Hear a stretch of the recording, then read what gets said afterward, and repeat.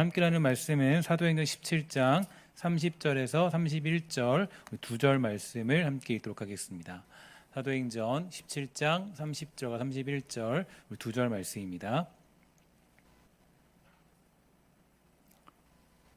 사도행전 17장 30절과 31절 함께 읽도록 하겠습니다. 시작. 알지 못하던 시대에는 하나님이 간과하셨거니와 이제는 어디든지 사람에게 다 명하사 회개하라 하셨으니 이는 정하신 사람으로 하여금 천하를 공의로 심판할 날을 작정하시고 이에 그를 죽은 자 가운데서 다시 살리신 것으로 모든 사람에게 믿을 만한 증거를 주셨음이니라 하니라. 아멘. 네, 우리 오늘부터는 마스크를 쓰지 않고 설교를 하도록 하겠습니다. 이유가 있는데요. 내일이면 이제 조치가 이제 풀리기 때문에 이제 감사하게도 조치가 풀려서 오늘부터 이제는 그냥 이렇게 설교를 하고요. 또 한 가지는 또 많은 분들의 또 걱정과 또 의견들이 있어가지고 너무 감사하게도 또 이렇게 또 힘든 것도 있고 어려운 것도 있어서 제가 최대한 여기서 말씀을 전할 때 이렇게 하도록 하고, 혹시 또 이제 그 조치가 또 강화되면 그때는 또 마스크를 끼고 또 이렇게 설교를 하도록 하겠습니다. 그래서 지금은 내일 오전부터는 이제 조치가 풀리기 때문에 그래도 이제 이렇게 하도록 하겠습니다. 양해를 부탁드리겠습니다. 오늘 말씀을 함께 나누도록 하는데요. 사도행전 17장 30절 31절 말씀은 우리에게 굉장히 중요한 메시지고, 또 이 말씀은 우리의 세계관이 어디 있는지에 대해서 잘 설명해주는 그런 본문의 내용입니다. 최근에 그 SNS에는 이런저런 이슈가 되는 일이 많이 있는데요. 황당한 사건이 하나 있었습니다. 어떤 일이냐면, 이 팔로워가 굉장히 많은 베트남 여성이 있었는데, 그녀가 그렇게 인기가 많은 이유가 뭐냐면 바로 그에게 아름다운 외모가 있었기 때문입니다. 그래서 아름답고 귀여운 외모로 정말로 많은 팬들을 확보하고 있었는데, 어느 날 그 여인이 가지고 있던 이제 모든 그 많은 팬들이 갑자기 그 팔로워를 끊기 시작했습니다. 왜냐하면 한 가지 이유가 있었어요. 어떤 이유냐면은 이제 생방송하는 도중에 이 뷰티 필터가 있는 이 카메라가 오류가 나면서 이 본래의 얼굴이 나와버렸기 때문입니다. 그래서 많은 사람들이 귀여운 외모와 또 아름다운 외모를 쫓아서 그렇게 이제 팔로워를 맺고 이제 그 생방송을 보고 있었는데, 그런데 이 뷰티 필터가 꺼져버린 상태에서 갑자기 이제 방송을 하게 돼서 쌩얼이 소위 말해 나오게 되었고, 그러면서 많은 사람들이 그것을 끊었다라는 그런 이야기를 보게 되었습니다. 이게 조금 뭐 여러분들 가운데 이해가 안 가시는 분들은 여러분 그 이제 그 핸드폰에 보면은 이 스노우 필터라는 게 있어요. 그 어플로 다운받으면 다른 얼굴이 나오는 어플이 있습니다. 그래서 저도 몇 번 해봤는데, 아내가 항상 저랑 같이 사진을 찍을 때는 스노우 필터를 끼고 이렇게 찍더라고요. 그러면 저랑 아내가 다른 사람들이 둘이 이렇게 사진이 나오는 아주 좋은 어플이 있습니다. 여러분들 한번 경험하지 못하신 분들은 경험해봐도 좋을 것 같습니다. 굉장히 좋은 필터인데, 아마 그랬던 것 같아요. 그 여자가 이제 방송을 할 때, 생방송을 할 때 그런 이 스노우 필터 같은 것들을 장착을 하고 그렇게 이제 사진을 찍고 그렇게 생방송을 진행했던 거죠. 그러니까 그러다 보니까 그 필터가 이제 갑자기 오류가 나와서 꺼지는 바람에 그 얼굴이 나오고, 그 다음에 사람들이 그걸 떠났다라는 그런 이야기를 보게 되었습니다. 저는 그 이야기를 보면서, 왜 저는 이제 아무래도 그 목사다 보니까요, 그러니까 모든 그런 어떤 일들을 보고 또 TV를 하나 봐도 그냥 보지 않고 항상 하나님이 왜 보여주셨을까라는 생각을 정말 많이 합니다. 그래서 이 기사를 내가 왜 봤을까라는 생각이 들면서 그런 생각이 들었어요. 어떤 생각이 드냐면은, 만약에 우리가 기독교의 본질을 알게 되면, 그러니까 기독교의 소위 말해서 쌩얼을 보게 되면 얼마나 많은 사람들이 실망하고 떠나게 될까, 이런 생각을 하게 되었습니다. 그러니까 기독교의 본질, 기독교의 기본 정신, 기독교의 기본 사상에 대해서 우리가 이 많은 경우에 그것을 볼 때 마치 뷰티 필터를 끼고 그 기독교를 보고 있지는 않은가. 그러니까 이 신앙에 대해서 잘못된 오해를 가지고 아름다운 모습을 가지고 보고 있지는 않은가, 이런 생각을 하게 됩니다. 한 예로 이 많은 사람들이 기독교를 이제 그렇게 꾸미면서 생각을 해볼 때 이 기독교를 구제단체쯤으로 많이 생각할 때가 많이 있죠. 그래서 이 기독교인이라면은 이 구제를 잘해야 되고, 이 교회는 교회는 반드시 구제에 힘써야 한다, 이런 생각을 많이 합니다. 그러니까 물론 이 생각이 틀린 건 아니죠. 틀린 말은 아니고, 교회는 당연히 이 어려운 사람들을 도와줘야 하고요, 그들을 위해서 기도하는 게 맞습니다. 하지만 그것이 기독교의 본질은 될 수 없어요. 그러니까 본질은 될 수 없고, 그게 기독교가 추구하는 온전한 가치는 될 수 없습니다. 또 어떤 경우에는 기독교는 이 사회적인 차별을 금지하고 이 소외된 사람들을 긍휼히 여겨서 여러 방면으로 힘을 쓰고 도와줘야 한다, 이렇게 말하지만, 하지만 그건 역시 기독교의 본질은 절대로 아닙니다. 이런 경우도 있습니다. 하나님은 우리의 기도에 응답해줘야 될 의무가 있어, 이렇게 생각하지만 사실 하나님은 우리의 기도에 이 노라고 대답할 때가 훨씬 더 많이 있죠. 그러니까 우리가 간구하고 기도해도 하나님이 우리의 기도에 꼭 예스라고 대답해야 될 의무는 가지고 있지 않습니다. 그러니까 우리의 기도를 들으시고 응답하시지만 그 기도에 하나님이 대부분의 경우가 노라고 대답할 때가 훨씬 더 많이 있다라는 것. 그러니까 이게 우리가 살아가는 삶 속에서, 이 신앙생활 속에서 가장 많이 하고는 오해를 제가 한번 생각을 해본 겁니다. 세 가지 정도 오해가 나오게 되었는데요. 그래서 많은 사람들이 기독교에 깊이 들어갔을 때 그때 이런 생각, 되게 의아하게 생각을 하죠. 아니, 왜 기독교가 구제하는 데 집중을 안 하냐? 아니, 왜 기독교가 평등을 반대하냐? 아니, 왜 하나님은 우리의 기도를 거절하는 거냐? 이렇게 생각할 때가 많이 있죠. 그럼 여러분, 기독교의 본질은 무엇입니까? 기독교의 본질은 여러분 뭐라고 생각하십니까? 일단은 많은 정의들이 있겠지만, 일단 제가 오늘 강조하고 싶은 것은 기독교의 본질은 바로 이 생명을 살리는 데 있습니다. 그러니까 기독교라는 것은 이 영혼이 살아나는 데 있고, 기독교는 바로 영혼의 이 완성, 그러니까 성화라는 자리, 또 영화라는 자리까지 가게 되는 아주 중요한 그런 목표를 가지고 있죠. 그래서 그리스도 예수 안에서 이 풍성한 삶을 누리게 하는 데 있습니다.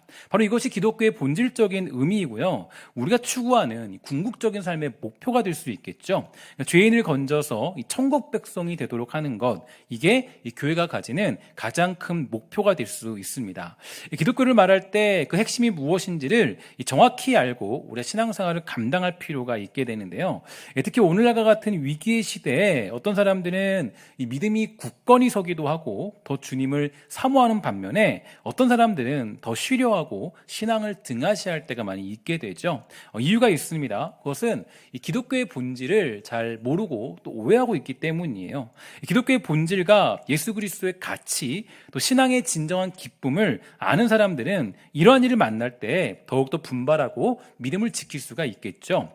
저는 담임 목사로서 여러분들이 가짜 신앙을 쫓는 사람들이 아니라 진짜 그리스도인이 되기를 주의 이름으로 간절히 부탁을 드리겠습니다. 우리의 목표 중에 하나가 가짜가 되려고 하면 안 돼요. 진정한 그리스도인, 정말 예수 믿고 살아가는 기쁨이 뭔지, 예수 믿고 살아가는 가치와 세계관과 또 가지고 있는 그 삶의 내용들이 무엇인지에 대해서 우리가 조금 정확히 아는 지식들이 필요하다는 거죠. 이 칼 아이들먼의 이 팬인가 제자인가라는 책에는 이런 글이 있어요. 이 팬은 단순한 열광을 진정한 헌신으로 착각한다. 예수님에 관한 지식을 깊은 친밀함으로 오해한다. 지식인가 친밀함인가 반쪽짜리 마음으로는 어림도 없다, 이렇게 말해 주었습니다.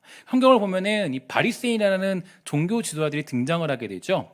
그들은 하나님에 관한 지식에서는 이 타의 추종을 불허했지만 정작 하나님을 알지는 못하는 사람들이었습니다. 마태복음 15장 8절에 보니까 예수님은 바리새인들에 관하여서 이런 평가를 하셔요. 이 백성이 입술로는 나를 존경하되 마음은 내게서 멀도다, 이렇게 얘기를 합니다. 이보다 팬과 제자에 대해서 쉽게 구분한 말씀은 없겠죠.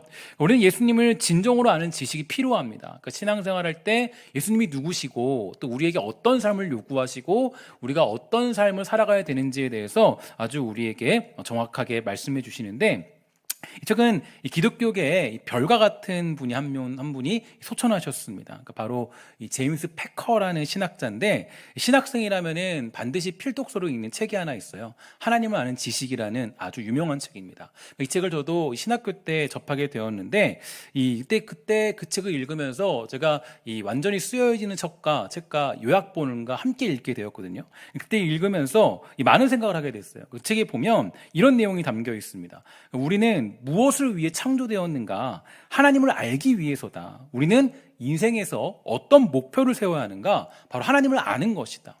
하나님을 제대로 알아야 우리가 그리스도인으로서 가치와 또 우리의 삶의 세계관의 변화들이 찾아올 수 있다는 거예요. 그러니까 우리가 예수를 믿고 있는데 아직도 세상적인 세계관에 머물러 있고 아직도 그 세계관에서 우리가 끌려가고 있다면 사실은 우리가 예수님에 대해서 잘못 오해하는 경우도 많이 있고 신앙에 대해서도 우리가 잘못 생각하는 경우가 굉장히 많이 있다라는 거죠. 그래서 우리가 올바른 지식이 있어야 우리가 그 신앙생활도 올바르게 할 수 있고 또 이런 고난이 오고 아픔이 오고 어려움이 찾아왔을 때 그것을 이 성경적인 가치관으로 극복하고 해결해가는 이 믿음의 모습들이 우리에게 나타날 수 있게 되더라는 거예요.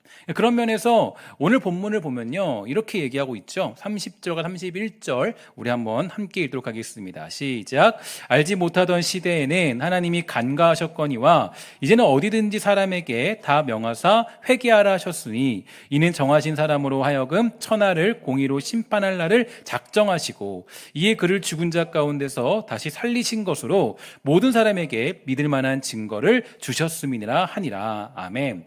자, 이게 그러니까 우리 지금 이제 사도 바울이 에베소 교회 사람들에게 이제 에베소에 있는 사람들에게 이 기독교적인 가치관 또 그 세계관을 전달해 주는 내용입니다. 그러니까 이 세계적인 그러니까 세상적인 가치관들은 세계관들은 그냥 그것들은 이제 뭐 어떤 윤회적이거나 아니면 굉장히 유한적이거나 또 이렇게 이제 대부분 이제 순환론적인 그런 세계관을 가지고 있죠. 근데 이 기독교적인 세계관은요, 여러분들이 이거를 기억하면 돼요. 그러니까 일직선적인 그런 가치관, 세계관이다. 그러니까 처음과 끝이 무조건 있어요. 그러니까 무조건 처음과 끝이 있는데 그 세상적인 세계관은 언제나 이 돌고 도는 그런 입장이에요. 하지만 기독교는 다르죠. 기독교는 처음이 있고 끝이 있어요. 제가 늘 설명을 드리지만 이 성경의 처음이 어디죠? 뭐죠? 창세기. 마지막은 뭐예요? 요한계시록이에요. 창세기는 뭐예요? 창조예요, 창조. 요한계시록은 뭐예요? 종말이에요. 그러니까 우리의 세상에는 처음과 끝, 우리는 쫙 펴가지고 이 일직선적인 그런 세계관을 가지고 있는 그걸 가지고 세상을 분석할 줄 아는 그런 능력이 있는 사람들이 그리스도인이라는 거예요.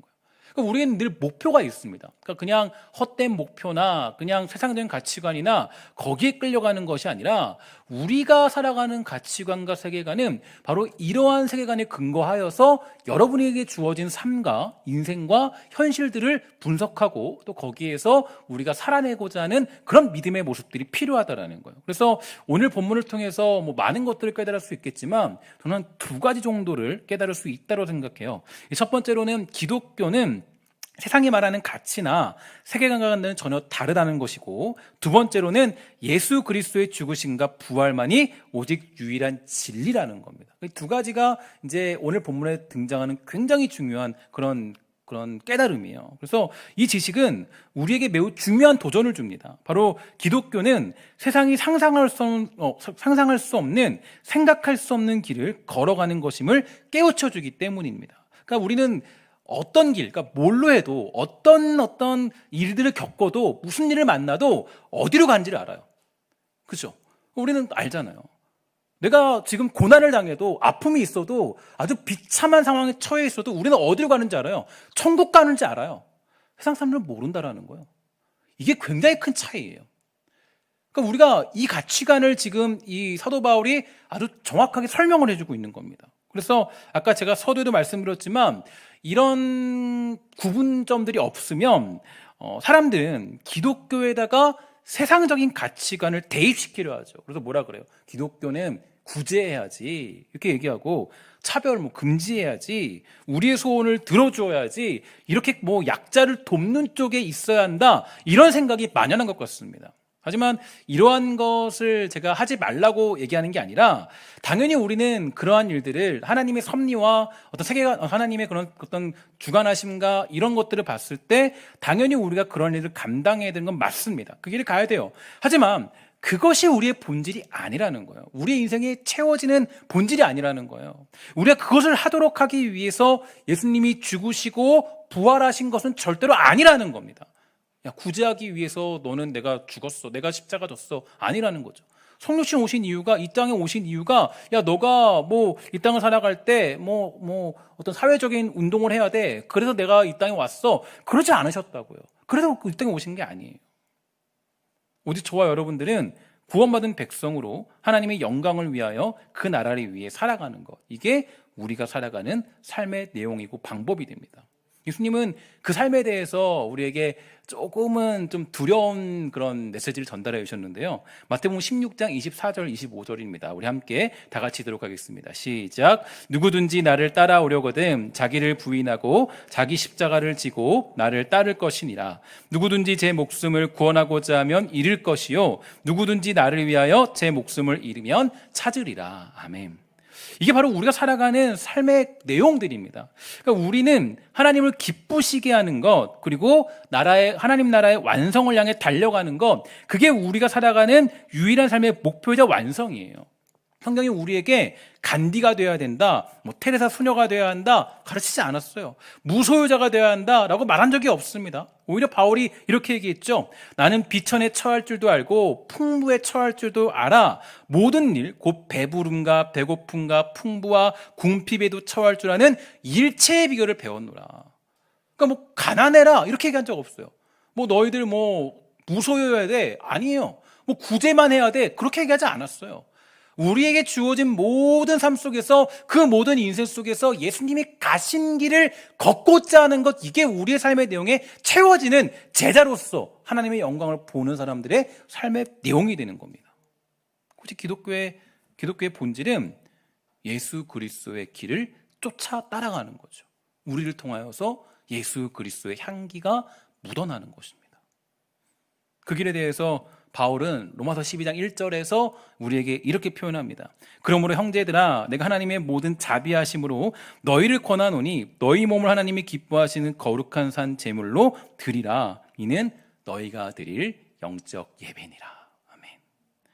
너희 몸을 하나님이 기뻐하시는 거룩한 산 제물로 드리라 이렇게 말하는데, 이것은 곧 우리의 삶을 예수 그리스도의 죽으심과 부활을 아는 자로서 하나님의 나라를 위해 살아가야 한다는 것을 우리에게 언급해 주고 있습니다. 그러면 그 삶이 과연 어떤 걸까요? 이게 이제 우리가 가지는 고민이죠. 어떻게 살아야 되는 걸까요? 물론 우리가 모범적인 대답은 너무 잘 알고 있어요. 하나님의 영광을 위해 살아야 되고 예배해야 되고 기도해야 되고 말씀 보고 여러 가지 것들이 있겠죠. 하지만 하나님은 그런 삶, 그런 어떤 단편적인 삶을 우리에게 말씀하지 아니하시고 우리에게는 조금 더 삶의 그런 인간적인 한계, 인간적인 어떤 모습들과 우리의 현실들과 또 예수님이 우리에게 보여주신 그 삶의 내용을 쫓아 살아가라고 우리에게 언급해 주십니다. 이게 사실 우리에게는 조금 충격적이고 또 우리에게는 조금은 좀 이렇게 멀리하고 싶은 내용이 돼요. 그래서 로마서 8장 17절인데요. 로마서를 많이 읽으면서도 이 말씀은 잘 읽지 않습니다. 잘 안 읽으려고 그래요. 딱 읽으려고 그러면 딱 이렇게 그냥 휙휙 지나가고 다른 건 많이 읽죠. 뭐라 그럽니까? 우리 한번 함께 다 같이 읽도록 하겠습니다. 시작. 자녀이면 또한 상속자 곧 하나님의 상속자요 그리스도와 함께한 상속자니 우리가 그와 함께 영광을 받기 위하여 고난도 함께 받아야 할 것이니라. 아멘.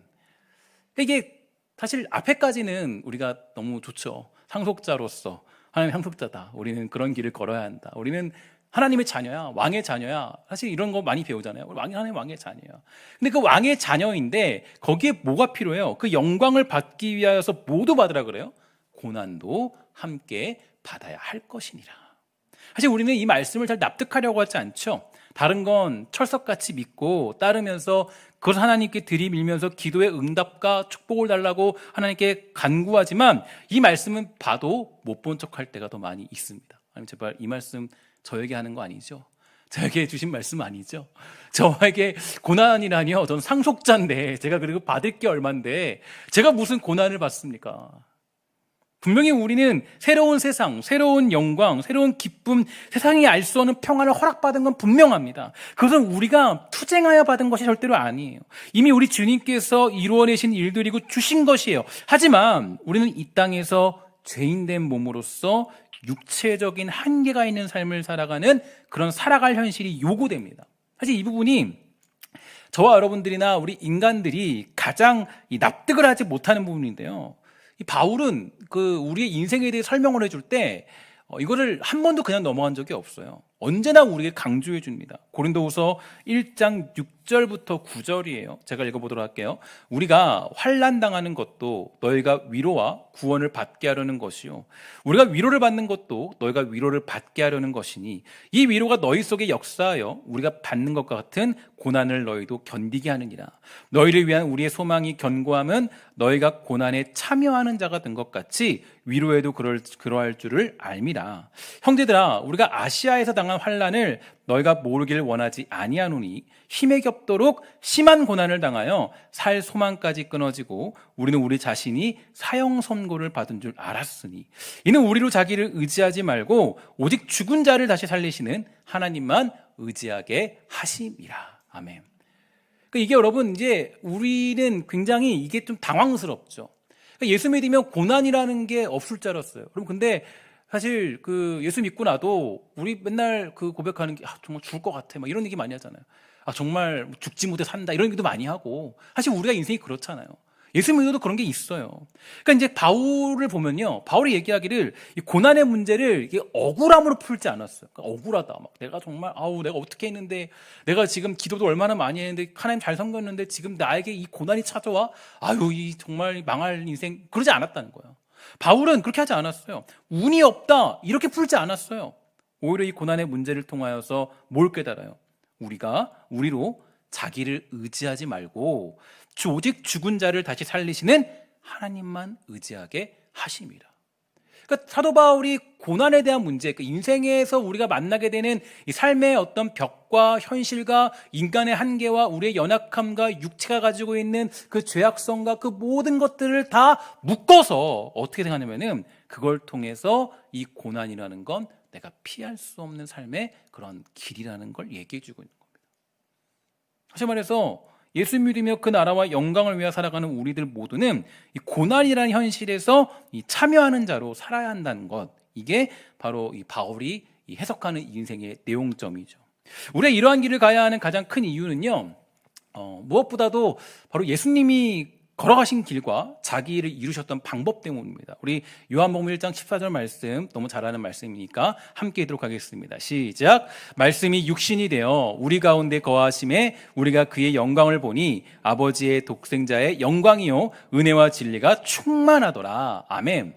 자, 여기서 보면은 말씀이 뭐가 됐다 그래요? 육신이 됐다 그래요. 근데 우리 가운데 거하신다라고 합니다. 그럼 이게 우리에게는 별거 아닌 것 같지만 하나님의 입장, 예수 그리스도의 입장으로 봤을 때는 이거는 굉장히 우리는 이걸 예수님이 비하라고 그러죠. 예수님 비하. 그러니까 비극적인 사건이에요. 그래서 저는 사실 이 문장을 해석할 때, 이 본문을 해석할 때 이렇게 많이 해석합니다. 무한하신 하나님이 유한함 속에 거하기로 작정하시다. 그러니까 무한하신 하나님이 유한함 속에 들어가기로 작정하신 거예요. 그러면서 뭐가 일어나요? 부활이라는 놀라운 반전이 일어나게 되는 거예요. 그러니까 무한하신 하나님이 유한함 속에 거하여서 그 부활의 반전을 만들어내십니다. 그러니까 이것이 육체적으로 느끼는 십자가의 고통보다 예수님에게는 가장 큰 고통이고 가장 큰 비극적인 사건이에요. 그냥 십자가의 고통, 그건 육체적인 고통이잖아요. 근데 그 고통보다 예수님에게는 가장 큰 고난과 고통이 바로 말씀이 육신이 되어서 우리 가운데 거하시는 거. 여러분, 너무 큰 충격적인 사건이에요, 예수님에게. 예수님 작정하신 거예요. 그래서 우리의 그 고난을 통해서 그 부활이라는 역사를 만들어내시죠. 그 고통에 대해서 이사야서를 보면요, 우리가 요즘 보고 있는데 이렇게 표현하고 있어요. 그는 실로 우리의 질고를 지고 우리의 슬픔을 당하였거늘. 우리는 생각하기를 그는 징벌을 받아서 하나님께 맞으며 고난을 당한다 하였노라. 그가 찔림은 우리의 허물 때문이요 그가 상함은 우리의 죄악 때문이라. 그가 징계를 받음으로 평안을 누리고 그가 채찍에 맞음으로 우린 나음을 받았도다. 우린 다 양 같아서 그릇 행하여 각기 제 길로 갔거늘 여호와께서는 우리 모두의 죄악을 그에게 담당시키셨도다. 아멘. 예수님은 자신의 인생을 고난으로 둘러 엎으셔서 부활이라는 아주 놀라운 영광의 반전을 우리에게 만들어 내십니다. 그리고 우리가 그 나라와 그 영광만을 바라보며 살아갈 수 있는 길을 허락해 주신 거예요. 그게 우리가 살아가는 인생이에요. 물론 이에 대해서 어떤 사람들은 이렇게 많이 해석을 해요. 예수님이 모든 고통의 문제를 끝내버리셨으니까 우리는 고난과는 좀 거리가 먼 인생을 살아야 되는 거 아닌가요? 물을 때도 많이 있어요. 하지만 그렇다면 예수님은 아마 이렇게 얘기하셨을 거예요. 야, 이제 고난은 없을 것이니까 이제 나에게 모든 걸 맡기고 너 평안하게 살면 돼. 두 다리 쭉 뻗고 살아. 아마 이렇게 성경에 작성되어 있으면 편하겠죠. 그런 적이 없어요.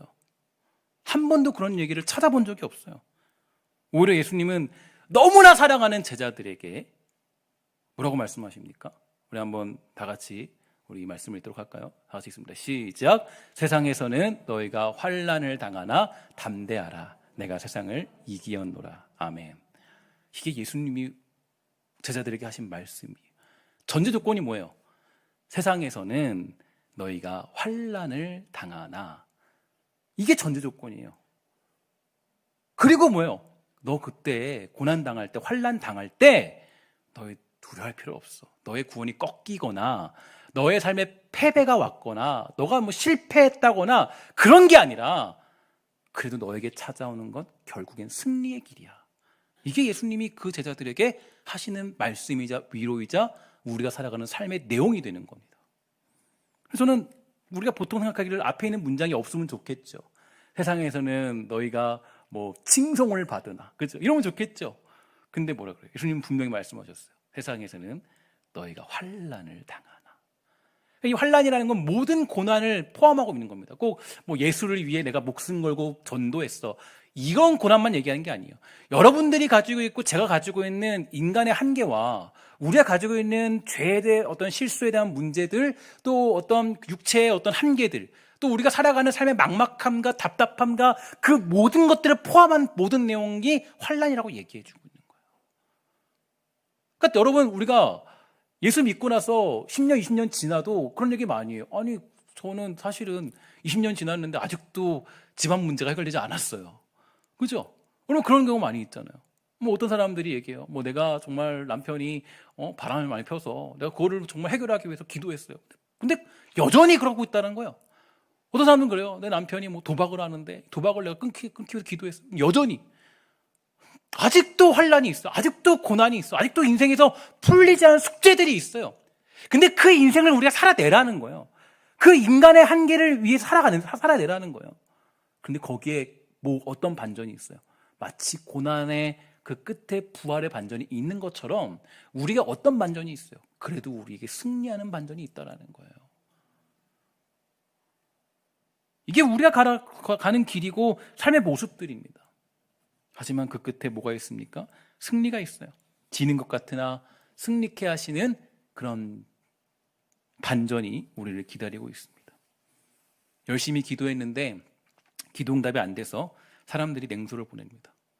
뭐 우리가 코로나 사태를 지나오면서 그런 냉소를 많이 받았죠. 뭐라 그럽니까? 야, 그렇게 교회를 열심히 다니더니 뭐, 야, 교회도 뭐 청정 지역 아니네. 야, 목사는 뭐 코로나 안 걸릴 것 같냐? 이렇게 얘기하고 막. 뭐 코로나가 하나님을 이겼다. 막 그리고 냉소하고 막 교회에서 막 전염병이 터지니까. 그리고 그 냉소 받으면서 어떤 생각이 들어요? 아니, 하나님 좀 우리 교회 다니면 교회 왔을 때 하나님이 좀 깨끗하게 깔끔하게 그 코로나 따위 그냥 없어지면 좋잖아요. 마스크 안 끼고 해도 아무런 문제 없이 그냥 있으면 좋잖아요. 근데 아니라는 거예요. 세상에서 아주 큰 오해를 받아서 마치 우리가 이 근원지가 된 것처럼 오해를 받으니까 아주 우리가 이 강압적인 그런 그런 일들을 당하게 되고 또 마치 교회가 그 코로나의 원상지처럼 되어버린 상황, 그런 오해까지 받게 돼요. 제가 그렇게 말씀드렸나요? 생각을 해보니까 사실 기독교는 오해의 종교였어요. 늘 어떤 오해의 종교냐? 우리가 뭐 마치 뭐 코로나가 많이 우리 교회에서 막 발생되는 것처럼 세상을 얘기하잖아요. 근데 보니까 예수님이 승천하시고 그리고 초대교회 사람들이 이제 예수님을 기억하기 위해서 뭘 했어요? 성찬식을 하게 되었잖아요. 성만찬을 진행하잖아요. 예수 그리스도의 피와 살을 나눠서 우리가 기념하면서 나눴습니다. 근데 사람들 뭐라 그랬어요? 야, 저거 진짜 피 쟤네 인육 먹는 거 아니야? 쟤네 나쁜 놈들이네. 그러니까 오해당하는 그 냉소당하는 곳이 교회였어요. 여러분, 그런데 그런 모든 오해와 모든 어떤 손가락질을 당하고 냉소도 당하고 그런 비참한 일도 겪게 되고 사람들 얘기해요. 너가 교회 나가는 시간이 있으면 차라리 내가 다른 걸 하겠다. 야. 뭐야, 기도해도 잘 응답도 안 되는데, 뭐, 야, 너 상황을 봐. 뭐, 그래도 그럴 상황이냐? 많이 그러잖아요. 그런데 우리가 뭐예요? 결국은 그 냉소와 그 사람들의 어떤 시선 속에서 정말 거기에, 그러나 우리가 뭘 가지고 있는 거예요? 승리하는 반전이 우리를 기다리고 있는 거예요. 그런 삶을 우리에게 어떻게 표현했어요? 제가 자주 쓰는 그런 말씀을 이렇게 표현했어요. 무명한 자 같으나 유명한 자요. 그죠? 여러분, 이게 너무 재밌네요. 저는 이렇게 얘기하는 사도 바울의 모습이 너무나도 저는 감동적이에요. 뭐라 그래? 무명한 자 같으나. 인생이 우리가 어떤 삶이라는 거예요? 무명하게 산다는 거예요. 무명한 자 같으나 유명한 자래요. 죽은 자 같이 살아간대요. 죽은 자 같으나 보라고 우리가 살아있고, 징계를 받는 자 같으나 죽임당하지 아니하고, 근심하는 자 같으나 항상 기뻐하고, 가난한 자 같으나 많은 사람을 부유하게 하고, 아무것도 없는 자 같으나 모든 것을 가진 자로다. 이게 우리 예수 믿는 사람들의 자랑이라는 거예요. 우리가 그 길을 걷고 있다는 거예요. 우리가 가는 길에 결국 뭐가 있어요? 승리가 있다라는 거예요. 이게 우리가 믿는 믿음이에요. 그래서 우리는 무슨 일을 만나도 궁핍에 처하든, 우리가 부에 처하든, 아니면 우리가 또 어려운 일을 당하든, 괴로움이 있던, 결국 우리는 승리한다. 이게 우리가 걸어가는 믿음의 길이 되는 겁니다. 그래서 처음부터 말씀드린 것처럼 기독교적인 세계관은 세상적인 세계관은 완전 다릅니다. 우리의 노력으로 승리를 쟁취하는 것이 아니에요. 하나님이 이미 우리에게 승리를 허락하신 길을 걸어가는 거예요. 그게 우리에게 준 축복이에요. 여러분, 이런 축복의 기쁨들을 깨닫게 되는 역사가 있게 되기를 주의 이름으로 간절히 축원합니다. 이걸 우리가 잊어버리면 자꾸 우리가 기독교를 오해하고 신앙을 오해하고 믿음을 오해해서 자꾸 우리가 이상한 쪽으로 빠지려고 그래요. 이상한 쪽으로. 오히려 우리의 삶은 어디 가깝습니까? 무명한 삶에 가까워요. 오히려. 그러니까 목사가 너무 유명해지려고 해도 그거 안 돼요. 방송에 나가려고 막 하고 막 발버둥 치고 돈 내고 막 몇 천만 원씩 내서 막 방송 막 가고 안 돼요. 그거. 성경이 추구하는 삶이 아니에요. 죽은 자 같이 보이는 현실, 사실은 징계를 받는 듯한 고통, 오히려 근심이 있어 보이잖아요. 여러분, 우리들 좀 만나면 어때요? 근심 있어 보이죠? 그 이상하게 읽을 필요 없어요.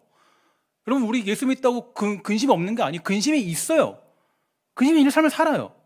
하지만 우리는 뭐가 있어요? 그 삶의 끝에 결국에 뭐가 있습니까? 우리는 살아있고. 세상 사람들이 살아있는 척 하지만 그들은 죽은 자들이에요. 이게 우리가 아는 진리예요. 그들이 마치 승리하는 것 같지만 그들은 패배자들이에요. 사실은 성경적인 관점으로 봤을 때 이게 우리가 가지고 있는 진리라는 거예요. 우리는 살아있고 기쁨이 있고 부유하게 하고 모든 것을 가진 자로서의 삶을 살아가는 인생이 있는 거, 이게 여러분들과 제가 살아가는 삶의 내용이 되는 겁니다. 제가 이 말씀을 준비하기 전에 이제 지난주쯤에 이제 그렇게 라디오를 들으면서 사실은 이제 굉장히 한 설교를 들으면서 이 분노를 감출 수가 없었어요. 왜 그랬냐? 기독교를 뭘로 생각하는지, 복음이 뭐라고 생각하는지 알 수가 없는 말을 하는데 사람들이 거기에 아멘이라고 외쳐요. 딱 들어도 번영신학, 조엘 오스틴이 가지고 있는 번영신학이나 아니면 사회적인 그런 이슈들로 그걸로 이제 어떤 얘기를 하는 사회주의 신학 이런 것들, 그게 좋아라 합니다. 여러분, 지금 우리가 예수 그리스도를 알려면, 그리스도의 신앙, 그리스도인의 신앙을 가지려면 우리가 뭐가 있으려면 그분이 누군지 정확히 아셔야 돼요.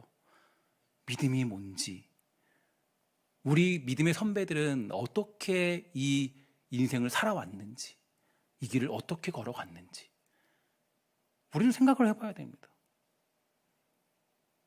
우리의 삶을 세상적인 판단과 가치로 인정받으려 하면 그것만큼 위험하고 우리에게 매혹적인 사실은 사실 없습니다.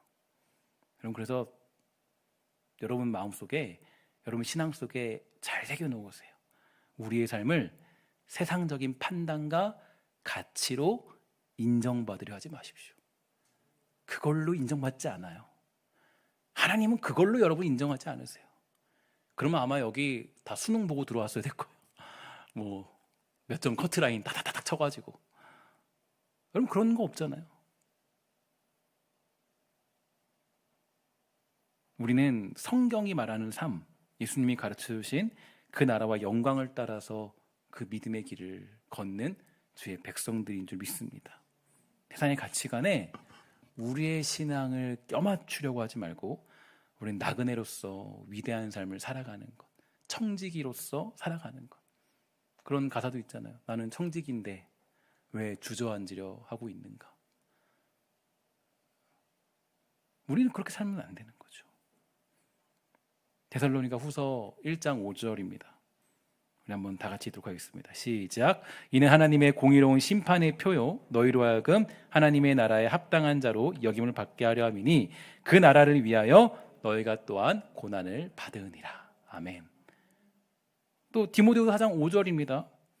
그러나 너는 모든 일에 신중하여 고난을 받으며 전도자의 일을 하며 내 직무를 다하라. 그리고 베드로서 4장 12절 14절이에요. 이 말씀이 요즘에 좀 많이 은혜가 되는데요. 이렇게 얘기하죠.